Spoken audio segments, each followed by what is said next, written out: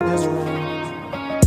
Let it all go, let it all go. No submission, this is 250. Greatness or death, this is how we roll. Before I'm laid to rest, I'll conquer the globe. We are now hearing from Broward Sheriff Gregory Toney after 17 deputies have been arrested and charged with fraud. Local 10's Roy Ramos is live with this developing story. Roy. Nicole, and we have learned that nearly 100 BSO employees did apply for the PPP loans. And of the 100, 17 of them are now facing federal charges. Well, as you mentioned today, we did get a chance to speak with Broward Sheriff Gregory Toney about these allegations. And he says if his employees were involved in this type of criminal activity, they do not deserve to be working in the law enforcement profession. You damn right. Did you believe you were receiving these loans legitimately? You damn right, because anytime old Michael here trying to swindle him a few mils, trying to swindle him a few thou, hell, if a nigga trying to swindle a few hundreds, they gonna put boots in the nigga ass just trying to get some money, just trying to get a few Ben Franklins. Oh yeah, what goes around comes around. Don't cover up your face now, brother. Don't cover up your face now. Legitimately.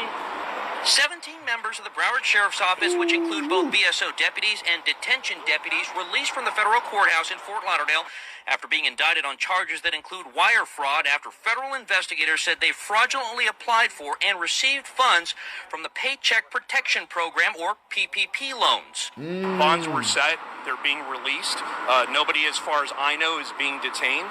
And we'll take it from there. We'll be back in court. Attorney Brian Silber represents 3 of the defendants, some of whom have either been suspended or placed on leave pending the outcome of the investigation. I can't comment on the nature of the case. While the charging documents do not allege that any of the defendants committed the charged offenses in the course of their official duties, this does not in any way diminish the seriousness of what the defendants are alleged to have done here. Sheriff Gregory Toney said he first learned of the crimes in November of 2021, prompting him to investigate all 5,500 of his employees, including himself and other top brass. Of the 17 indicted, 7 BSO deputies and 1 sergeant in law enforcement, and 8 detention deputies and 1 sergeant in corrections. I hate to see that, knowing some of the individuals and seeing the names on that list. Times is hard. Times is hard, and it looked like basically what we seen is blacks, is whites, all ethnic groups involved in this PPP. You know what? I ain't gonna lie. I should have been on this PPP. I should have got me just a few. I ain't gonna do it big. I'm just doing enough so I can pay these damn light bill and pay my T-Mobile bill. God damn. On that list that's being indicted, some of them were good officers, but you're only as good as the last act and conduct that you execute. We learned the defendants involved received tens of thousands of dollars, and while the investigation has proved that some of whom were investigated did have legitimate businesses, at the very least, the 17 now facing federal charges allegedly did not. Yo, Michael T. Porter here. 250 gemstones exchange. Just want to give you guys great content, and in exchange, you guys have been like, comment, or subscribe.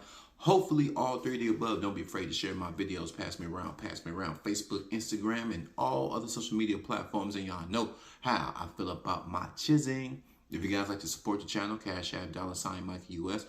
Also, check out my website, 250gemstones.com.co. Also, check out my Spotify podcast. Link is in the description. Y'all stay and watch the whole video. We need to talk. Cops got caught. Cops going to jail to getting charged with PPP loan fraud. Fraud.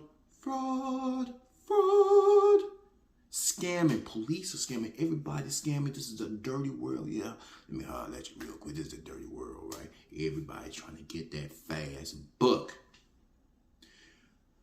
What's so crazy is that the everyday American, they get boots in their asses for a little gram of rock for a few $100s.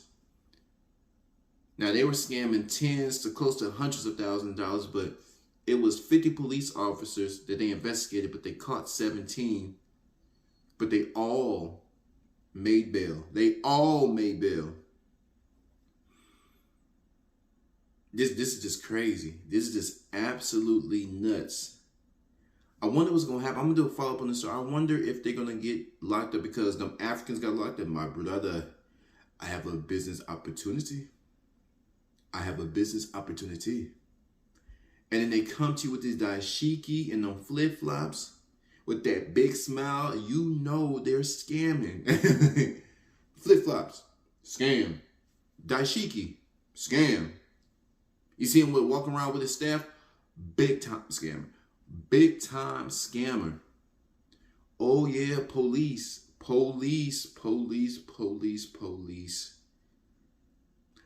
They need to be dead wrong. Because can you imagine if I did the PPP loan? Can you imagine what they would have did to your boy Michael? Can you imagine how many boot prints would be all over my tailbone if I got caught with 50 racks, 70 racks, 80 racks? Damn, your boy Michael, man, he got 80 racks off that PPP loan, man. He got 80 racks. This is just crazy. These are the very people who, if you defy them or they feel like you're not compliant, they're gonna beat you to a bloody pulp. But here they are, not even following the very laws. They whoop your ass for not following. They don't even follow the damn laws. You know damn well you supposed to have a legitimate business, supposed to protect you and your employees until, you know, the corona, the COVID, you know, passes over and get everything back on track. It was given by the government to help businesses stay alive, and these people don't even follow they break the law. The very laws they just broke, they'll break your ass for breaking them too.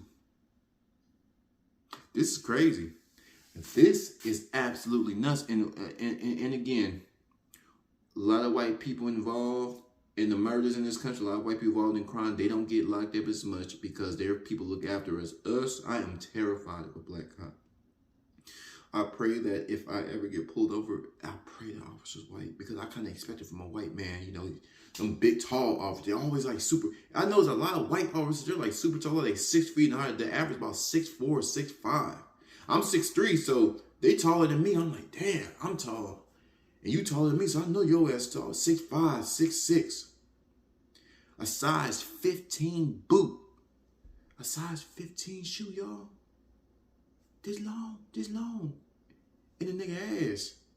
If I don't comply, if he even sense that I'm trying to book.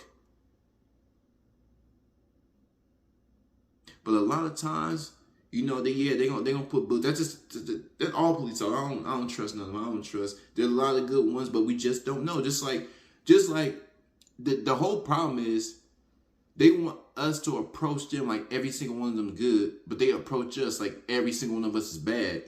No, I approach you and I'll treat you how you treat me.